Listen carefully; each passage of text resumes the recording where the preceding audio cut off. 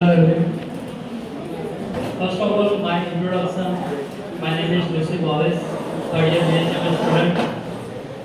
आज मुझे जो टॉपिक मिला है जिस पे बात करनी है वो बहुत बड़ा टॉपिक है, क्योंकि डॉक्टर सैमुअल हैनेमान जिन्होंने एक तरह से पूरी मेडिसिन को चेंज कर दिया, पूरी फील्ड को चेंज कर दिया, उनसे जितनी बात करें उतनी कम है। कि हम जब भी बायोग्राफी पढ़ते हैं तो हम कोई यूट्यूब पे वीडियो देख लिया, कहीं पे देख लिया, हम 10 मिनट में बायोग्राफी पूरी पढ़ लेते और वो एग्जाम में लिख लेते और मार्क्स भी आ जाते। तो जो रियल जो हैनेमान सर की जो बायोग्राफी है, जो उन्होंने चेंज की है, वो जानना बहुत जरूरी है। फर्स्ट थिंग है कि without reference every statement is only a opinion. कि हम जब भी जानते हैं, हम किसी के पास सुनते हैं या यूट्यूब पे वीडियो देखते हैं, फिर हम कभी भी बुक से आके रेफरेंस नहीं करते उस बात तो का जो इंटरप्रिटेशन है वही हम मान लेते हैं, जो होम्योपैथी फील्ड के लिए इम्पोर्टेंट नहीं है। क्योंकि विदाउट रेफरेंस, अगर आपके पास रेफरेंस है तो ही बात मानी जाएगी, बाकी उस बात का कोई और कोई। अभी मैं ऐसे बोलूँ कि अभी रात है तो कितने लोग मानेंगे कि अभी रात है? आपको पता है कि दिन क्या होता है और रात क्या होती है। तो वही बात है यहाँ भी है कि आपको अगर पता होगा कि रेफरेंस क्या है, आपको पता होगा तो ही आप किसी को कोट कर सकेंगे कि ये बात ये है। कोई ऐसा बोलेगा, अभी सर ने बोला जैसे, तो इमरजेंसी मेडिसिन के लिए हैनेमान सर ने 67 एफोरिज्म में कहा ही है कि आप जब भी इमरजेंसी केस आए तो पहले आप एलोपैथी मेडिसिन में जाइए, वहां से रिकवर हो, फिर आके आराम से केस टेकिंग करें और फिर मेडिसिन निकालें। तो वो चीज वहां होती है। फिर बात करते हैं उनकी लाइफस्टाइल। तो दूसरा क्वेश्चन ये है कि होम्योपैथी क्यों बनी। हम जानते हैं अभी 99% लोगों को यही लगता है कि हैनेमान सर एक दिन बैठे थे 1719 में और प्यूलन मटेरियल मेडिकल ट्रांसफर कर रहे थे, ट्रांसलेशन कर रहे थे और उनको लगा, उन्होंने सिंकोना वाला पढ़ा और होम्योपैथी बन गई। पर किसी भी स्टार्टअप को स्टार्ट करने के लिए या हम देखें तो किसी भी चीज़ को स्टार्ट करने के लिए वो उसके पीछे बहुत सारी प्रोसेस होती है। तो वैसे ही हैनेमान सर कोई एक दिन में होम्योपैथी नहीं बनाई। जब से वो एमबीबीएस में आए वहाँ से उनको लगा कि ये मेथड गलत है। 1784 में वो केमिस्ट्री थे तो उन्होंने ढेर सारे प्रयोग भी किए और उसके बाद वहाँ के जो प्रिंस था, उस टाइम पे वहाँ पे प्रिंस थे, उसका डियोडिनल अल्सर हुआ तो उसका अल्सर ही निकाल दिया पूरा और वो मर गया। तो ये सब चीज़ें उसके हैनेमान सर के माइंड में चल रही थी पहले से ही। ये एक सिंकोना बार का एक्सपेरिमेंट एक इन्फ्लुएंस पॉइंट हो सकता है, पर ये पूरा कोई होम्योपैथी बनाने के लिए एक दिन में नहीं बनी। वो पूरा 6 साल का जो टाइम है, उस टाइम में हैनेमान सर ने लॉट्स ऑफ स्टडी की, बहुत सारी बुक पढ़ी, तभी ये जाके बना है।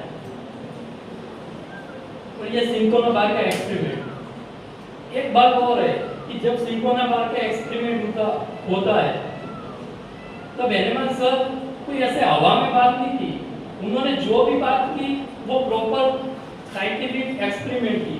उन्होंने ऑब्जर्वेशन किया, सेल्फ एक्सपेरिमेंट किया, हाइपोथेसिस फॉर्मुलेशन किया, ग्लोबल में लेके आए। वो चीज़ क्यों हुई? क्योंकि उन्होंने किसी की बात नहीं मानी, उन्होंने खुद एक्सपेरिमेंट किए। हर एक प्रयोग जितने भी हैनेमान सर ने लिखे वो हर एक चीज़ उन्होंने लिखी, ऑब्जर्व की और फिर आई। और फिर भी लोग अभी होम्योपैथी को है ना साइंटिफिक नहीं बोलते, सूडो साइंस बोलते। जबकि वो उन्होंने। और फिर बात करते हैं इस बुक की, ऑर्गेनल ऑफ मेडिसिन की। इस बुक को हम जब भी पढ़ते हैं तो हम एफोरिज्म से स्टार्ट करते हैं पढ़ना। हम एफोरिज्म से स्टार्ट करते पढ़ना कि ये एफोरिज्म हो गया ये। तो किसी भी बुक को पढ़ने के लिए उसके प्रीफेस को जानना बहुत जरूरी है कि ऑथर इस बुक में क्या लिखना चाहता है। वो अगर हम नहीं जानेंगे, वो नहीं समझेंगे तो उसका कोई वैल्यू नहीं रहेगा। जैसे कि इस बुक के फर्स्ट एफोरिज्म, फर्स्ट एडिशन के प्रीफेस है, उसमें हैनेमान सर ने लिखा कि ये जो मैं बात कर रहा हूँ, जो मैं ऑर्गेनल लिख रहा हूँ, वो पूरी की पूरी साइंटिफिक है और पूरी उन्होंने एक्सपेरिमेंट करके लिखी है।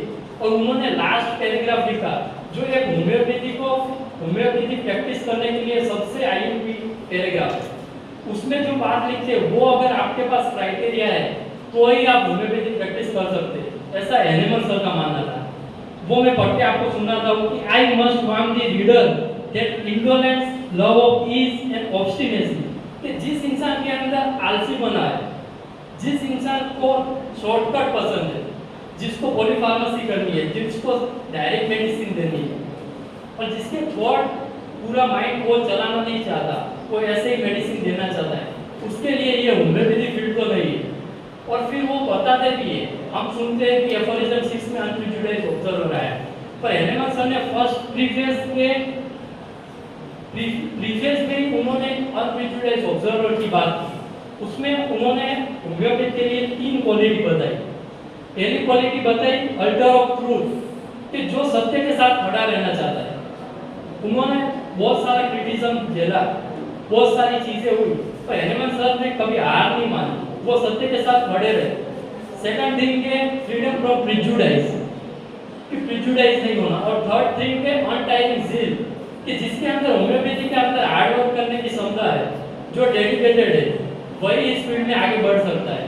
ये होम्योपैथी का एनिमल सर का मानना था।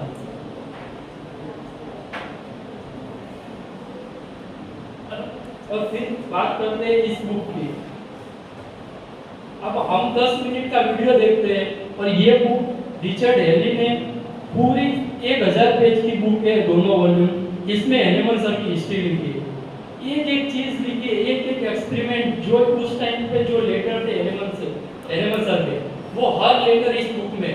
और ये बुक अपनी लाइब्रेरी में भी है, इस बुक है लाइब्रेरी, आप सेकंड रो में लेफ्ट साइड जाएंगे तो वहाँ आपको मिल जाएगी। पर इस बुक की एक एंट्री भी अपनी लाइब्रेरी में नहीं है, क्योंकि कोई इस बुक को पढ़ता ही नहीं है।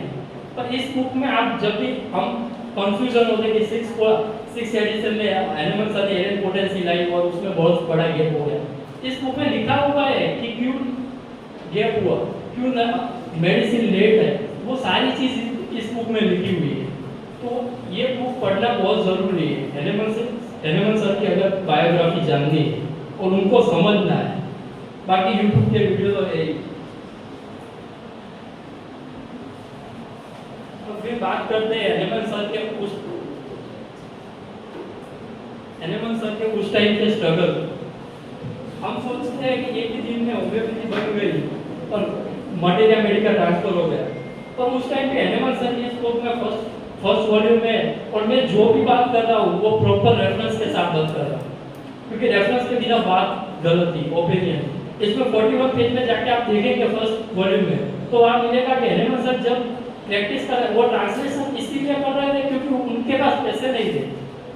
उन्होंने वहाँ लिखा कि मेरे पास एक ब्रेड था, उसमें से एक ब्रेड में से वो 6 टुकड़े करके उनको फैमिली को खिला दे। उस टाइप की गरीबी उन्होंने देखी उस टाइम। फिर ये सब चीज़ें हुई, और फिर 1810 में उन्होंने फर्स्ट एडिशन निकाला। जब भी उन्होंने फर्स्ट एडिशन निकाला तो बहुत सारे क्रिटिसिज्म हुए। या आप देख सकते हैं बर्लिन है, एंटी ऑर्गेनल नाम की जनरल आती थी, यूक्रेन जो उसका फ्रेंड था उसने भी उनको क्रिटिसाइज करना स्टार्ट कर दिया। और हम देखते हैं कि 1810 से 1819 तक हर एडिशन में 3-4 साल का ही गैप है, पर ये एक पहला ही एडिशन है जिसमें 9 साल का गैप है। तो इतना सारा गैप क्यों है? क्योंकि जब फर्स्ट एडिशन उन्होंने निकाला तो उन्होंने बहुत सारी क्रिटिसिज्म हुई, पर एनिमल सर ऐसे ही हवा में बात करने वाले नहीं थे। फिर से कह रहा हूँ, उन्होंने जो एक्सपेरिमेंट किए उनको फिर से किया, और फिर उन्होंने ये 1830 में ये निकाला। उनका ये रिजल्ट है, एपिडेमिक आया, और जब जाए एलोपैथी वाले 20 से 30% ही रिजल्ट निकाल सके, जहाँ उन्होंने 180 में से 178 पेशेंट दिख गए। इतना सारा रिजल्ट आया, तब लोगों ने माना। रिजल्ट के बिना कोई कुछ नहीं मानता, और उन्होंने वो प्रूव किया कि उनकी मेडिसिन, उनका होम्योपैथी जो बनाया वो सत्य है, वो कोई ऐसी हाइपोथेटिकल बात नहीं है। तो उन्होंने वो एक्सपेरिमेंट किया, और फिर यंग जो लोग थे वो उनके साथ कनेक्टेड हुए। तो फिर आगे जाके एक और प्रॉब्लम आई कि जो केस ठीक हो रहे थे वो रिकरेंट होने लगे, फिर से केस आने लगे। और फिर वहाँ से वो मायरिज्म ये क्रोनिक डिसीज का फाउंडेशन जो वहाँ से मिला। और उनके लिए एनएमएम सर ने 12 साल तक सभी जगह जाके एक एक केस को लिखा, एक एक सिम्टम्स को लिखा, तब जाके एनएमएम सर ने ये क्रोनिक डिसीज बनाई। पर आप मलेरिया मेडिका प्यूरा पढ़ोगे तो उनके बारे में क्या कहा जाता है कि मलेरिया मेडिका प्यूरा का कोई भी सिम्टम्स हो उस पर अगर प्रिस्क्राइबिंग की जाए तो वो नेवर फेल, कभी भी फेल नहीं होती। और जितने भी ये कोलकाता वाले जितने भी बहुत बड़े फिजिशियन है वो एमएम प्यूरा से प्रिस्क्रिप्शन करते हैं और वो कभी गलत नहीं होता। फिर बात करते हैं सबसे बड़ा ये एक और क्वेश्चन है कि ऑर्गेनोल सबसे बोरिंग सब्जेक्ट है जो 200 साल से चली आती है। तो अब अभी की लाइफ में वो पुराने ऑर्गेनोल का अभी कैसे कनेक्ट होगा। तो मैं आपको एक एक चीज बताता हूँ कि कैसे कौन सा एफोरिज्म हम चेंज करें। अगर मैं यहाँ से क्वेश्चन पूछूं कि अगर हमको ऑर्गेनोल चेंज करनी है तो हम क्या चेंज करें, वो भी जानना जरूरी है। उसके लिए भी क्वेश्चन आना चाहिए। अगर आपके पास जवाब नहीं है तो एक एक एफोरिज्म। फर्स्ट एफोरिज्म, क्या फिजिशियन का हाईएस्ट आइडियल क्योर करना मिशन नहीं है क्या? हम अगर सेकंड एफोरिज्म पढ़े तो सेकंड एफोरिज्म में वो बताते हैं कि मोस्ट हार्मलेस वे से करना, शॉर्टेस्ट में रैपिड में करना, कि वो हमारा काम नहीं है क्या? थर्ड में हम बताते हैं कि फिजिशियन को नॉलेज नहीं होना चाहिए। एक एक ऑर्गेनोल का एफोरिज्म प्रैक्टिकल वे में अभी भी यूज होता है। Fourth aphorism preserver of health, five aphorism में फंडामेंटल कॉज, 6 में अनप्रेजुडाइज्ड ऑब्जर्वर, 7 8 में कॉजा ओकेजनल टोटलिटी ऑफ सिम्टम्स, 9 से वाइटल फोर्स आया, 11 में डिसीज आया, 18 तक वो डिसीज वाइटल फोर्स गया, 22 में सिम्टम्स की डेफिनेशन दी, 26 में नेचर ऑफ क्योर दिया, 29 में स्ट्रॉन्गर डिसीज है वो बताया, आगे एलोपैथी के बारे में बताया, 41 में हाइड्रोजेनिक डिसीज के बारे में बताया। वहां से उन्होंने एंटीपैथी, आइसोपैथी और होम्योपैथी कैसे अलग है वो भी डिफाइन किया। उन्होंने एक्यूट क्रोनिक को भी डेफिनेशन डिस्क्राइब किया। फिर मायरिज्म आया, उन्होंने मायरिज्म बताया, उन्होंने केस टेकिंग बताई, केस टेकिंग में क्वेश्चन भी बता दिए कि हम फिजिशियन के तरीके से हम क्या क्वेश्चन नहीं पूछते। उन्होंने मेंटल भी क्वेश्चन बताए, उन्होंने जो फिजिकल जनरल होते वो सारे क्वेश्चन उन्होंने बताए। 87 88 एफोरिज्म आप पढ़िए, 99 तक उन्होंने एफोरिज्म दिए, 99 100 से 104 तक उन्होंने एपिडेमिक के बारे में बताया। कोरोना अभी आया तो उन्होंने 200 साल पहले बताया कि एपिडेमिक में क्या करना है क्या नहीं करना है। 105 से 145 तक ड्रग प्रूविंग बढ़ाया। वहां से उन्होंने वन साइड डिसीज के बारे में भी बात की कि जहाँ सिम्टम्स कम मिलते हैं वहाँ कैसे प्रिस्क्राइब करना है। तो क्या अभी के टाइम में हमको भी ऐसे बहुत केस मिलते हैं जहाँ बहुत कम सिम्टम्स होते हैं, तो उनके बारे में भी वो 200 साल पहले लिख के गए। उन्होंने लिखा है 150 एफोरिज्म में कि इन दिस पोजीशन हो तो मेडिसिन नहीं देनी है, लाइफस्टाइल पे जाना है और ऐसा दे के जाना देना है, एडवाइस दे। और फिर आगे पोसोलॉजी में बहुत सारा बताया।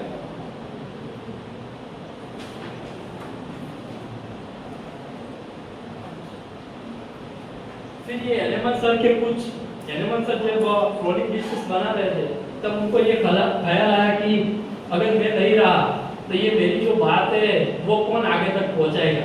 इसीलिए ये उनके सभी स्टूडेंट हैं जिनको उन्होंने अपनी बातें सभी प्राइवेट जितनी भी उन्होंने बातें की देखी थी वो सभी उनको बताई। उसमें से सबसे इम्पोर्टेंट है ये डॉक्टर स्टेल, उन्होंने 34 मेडिसिन बाद में जाकर प्रिस्क्राइब प्रूव की, ड्रग प्रूविंग की। और उसके बाद ये सभी डेटा है उन्होंने शेयर किया। और फिर ये बात वही है कि टाइम चेंज होने से बात चेंज नहीं हो जाती। अभी भी ऑर्गेनल का हर एफोरिज्म का प्रूविंग है और प्रैक्टिकल में यूज है, तभी इतना चल रहा है। एनआईएच में जितने भी प्रिस्क्राइबिंग होते हैं, प्रिस्क्रिप्शन होते हैं, सभी के सभी ऑर्गेनल के बेस पे होते हैं, उसके सिवाय कोई प्रिस्क्राइबिंग नहीं होती। फिर ये मैंने एफोरिज्म वाला बताया हुआ है। फिर यहाँ पे एक और बात है, ये भी एक है, अभी 2026 की सबसे बड़ी एलोपैथी की जो रिसर्च हुई वो टॉपिकल क्रीम पे हुई। कि जो भी एटॉमिक डर्मेटाइटिस है जैसे सोडियम से वो हमारी बॉडी में होता और हम कॉर्टिकोस्टेरॉइड वो टॉपिकल क्रीम लगाते तो वो डीपर टिश्यू तक जाती और उसके कारण हार्ट डिसीज लंग के प्रॉब्लम ऐसे होते हैं। वो अभी 2026 में एलोपैथी वाले ने की वो चीज 200 साल पहले एनिमल सर लिख के गए कि सप्रेशन होगा तो डिसीज इनर लेवल पे जाएगी डीपर लेवल पे जाएगी। तो क्या ये बात एनिमल सर की साइंटिफिक नहीं है? हम पढ़ते हैं कि एनिमल सर की साइंटिफिक बात नहीं, पर ये बात बाहर लिखी हुई है कि सप्रेशन होगा और वो अभी एलोपैथिक वाले कहते हैं कि हम इतना रिसर्च में आगे वो अभी रिसर्च कर रहे हैं कि सप्रेशन होगा, ऐसे टॉपिकल क्रीम नहीं लगानी चाहिए, इंटरनल मेडिसिन देनी चाहिए। और एक बहुत बड़ा रोल है मेलेनिन का कि मेलेनिन जो एनिमल की वाइफ है। तो जब पहले कैसा होता है, पहले ऐसा होता था कि कोई भी ऐसा फिजिशियन हो तो वो कहा मेडिसिन देनी हो तो वो पेशेंट के घर पे जाता था, घर पे जाके मेडिसिन देता था, ऐसा करता था। एनिमल सब फर्स्ट ऐसे थे जिन्होंने खुद का क्लिनिक खोला और कहा कि आप आइए मेडिसिन लेने। और वहाँ मेलेनिन को एनिमल सर की तब उम्र हो गई थी थोड़ी, तो एनिमल सर मेलेनिन ने पूरी मटेरिया मेडिका प्यूरा उनको बाय आर्ट थी। तो एनिमल सर जो भी सिम्टम्स लिखते तो प्रिस्क्राइबिंग पॉइंट एनिमल और मेलेनिन दोनों का होता और फिर प्रिस्क्राइबिंग होती। तो इसका भी थोड़ा रोल है। और फिर लास्ट एक ही बात कहना चाहता हूँ, 4-5 क्वालिटी है वो बताना चाहता हूँ एनिमल सर की। और ये एनिमल खान सर की लाइन है कि इफ ये भी ऑर्गेनल की बुक में लिखी हुई है, if materia medica is a horse then organon is reins that would guide to its ultimate destination. अगर आप हॉर्स को किसी भी दिशा में चलाओगे तो वो कहीं भी जाएगा। और अगर आपको ऑर्गेनल की रेंज साथ में है तो ही वो सही प्रिस्क्रिप्शन होगा। और एनआईएच में हर दिन 4000 से ज़्यादा पेशेंट है, तो वो ऐसे पेशेंट ही आते होंगे, रिजल्ट तो होगा तभी आते होंगे। और लास्ट एक ही बात कहना चाहता हूँ, एनिमल सर की लिखना हो तो लिख लीजिए, 4 क्वालिटी है जिसमें से सबसे ज़्यादा ज़रूरी है। फर्स्ट है नेवर गिव अप एटीट्यूड। उन्होंने इतना सारा क्रिटिसिज्म मिला पर उन्होंने कभी हार नहीं मानी। उन्होंने हर टाइम प्रूविंग किया, हर टाइम देखा सिम्टम्स को और फिर जाना और आगे बढ़ते रहे और 6 एडिशन बनाया। दूसरा है क्वेश्चन एवरीथिंग। हम लोग क्वेश्चन भी पूछते हैं पर उन्होंने हर टाइम जो नहीं मिला उसको चेंज किया और हर चीज़ जानने की कोशिश की। तो क्वेश्चन एवरीथिंग। थर्ड है एथिक्स एंड मॉरल वैल्यू, कि हमको जानना पड़ेगा कि हमारा बेस क्या है, होम्योपैथी का बेस क्या है, और उस पर प्रैक्टिस करेंगे तो अच्छे होगा। और 4 है साइंटिफिक थिंकिंग। मैंने वो पहली बात बोली भाई कि रेफरेंस के बिना बात गलत है। आपको पता होना चाहिए कि क्या चीज़ कहाँ से। और फिर लास्ट में एक और भी क्वेश्चन आता है, इस book the principle and art of cure H A Robert की है। इसमें पहले चैप्टर में बताते हैं एच ए रॉबर्ट, इसमें बताते हैं कि होम्योपैथी क्या ऑफर करती है यंग मैन को। उसमें वो लास्ट लाइन ऐसे लिखते हैं कि what future has homoeopathy to offer to you young man, what have you offer to homoeopathy. आप क्या होम्योपैथी को देंगे, ये ज़्यादा ज़रूरी है। ये जानने से कि होम्योपैथी का स्कोप क्या है, आप किस तरह की प्रिस्क्राइबिंग करेंगे, आप कहाँ जाएंगे, आप कितने केस सोल्व करेंगे, यही सब डिसाइड करेगा कि आप कहाँ हैं। वैसे तो मेरा बहुत कम नॉलेज है, मैं अभी सीख रहा हूँ, पर फिर भी ये जो बातें थी इतनी मैंने कही वो सब रेफरेंस की बात है और मैंने जहाँ से सीखा है वहाँ से मैंने बात की। जिसका नाम भव्य होम्योपैथी है, उसको आप फॉलो कर सकते हैं। वहाँ मैं ऐसा मीम या कॉमेडी रील को नहीं बनाता होम्योपैथी के बारे में, तो कुछ अच्छा सिखाता हूँ और कुछ अच्छी बातें करता हूँ। तो अगर आप सीखना चाहे तो आज जुड़ सकते हैं।